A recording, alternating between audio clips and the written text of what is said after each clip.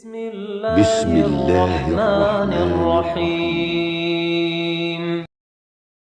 Allah Subhanahu wa ta'ala mengatakan dalam Al-Qur'anul Karim, "Ya ayyuhan nas, qad ja'atkum mau'izatun min rabbikum wa shifaa'un lima fis sudur wa hudaw wa rahmatul lil mu'minin."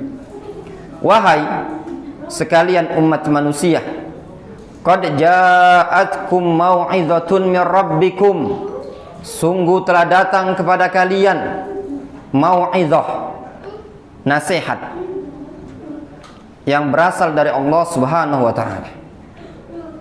Tidak ada nasihat yang paling agung dan paling mulia dibandingkan nasihat di dalam Al-Qur'anul Karim. Wa shifaa'un lima fis sudur, dan juga obat terhadap apa yang ada di hati kalian, di dada kalian.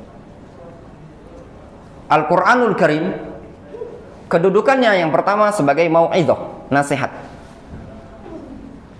Kalau seandainya seseorang tidak bisa mengambil manfaat mau'izah dari Al-Qur'anul Karim, maka nasihat yang selain Al-Qur'an tidak akan bermanfaat bagi dia. Jadi jangan ada istilah datang ke ustadz minta nasihat. Ya. Kalau seandainya sudah disampaikan Al-Qur'an, ya, dari orang yang mungkin sederajat dengan dia atau lebih rendah kedudukannya dibandingkan dia, masih tidak diterima sama dia, kemudian minta nasihat kepada seorang guru, ustadz, maka kadang tidak manfaat. Kalau sudah disebutkan ini hukumnya haram, seperti ini dalam Al-Quranul Karim, tapi dia tanya lagi, masih belum puas dengan apa yang ada pada Al-Quranul Karim, ini menunjukkan apa? Nasihat yang ada dalam Al-Quran itu tidak bermanfaat bagi dia, apalagi yang selain Al-Quranul Karim. Wa shifa'un lima fis sudur, Al-Quran merupakan syifa, obat untuk segala bentuk yang ada di dalam dada, penyakit hati. Penyakit hati meliputi hasad, iri, dengki. Itu semua penyakit hati bisa dibersihkan dengan Al-Quranul Karim. Sehingga orang yang bisa menjadikan Al-Quran obat untuk hatinya, maka hatinya akan sehat. Namun kalau seandainya seseorang tidak bisa menjadikan Al-Quran sebagai obat pada hatinya, maka hatinya akan sakit. Namanya qalbul marid, ya, hati yang sakit. Lama-lama akan menjadi hati yang mati. Kemudian di sini Allah Subhanahu wa ta'ala menyebutkan wa hudan wa rahmatun lil mu'minin. Al-Quran adalah petunjuk.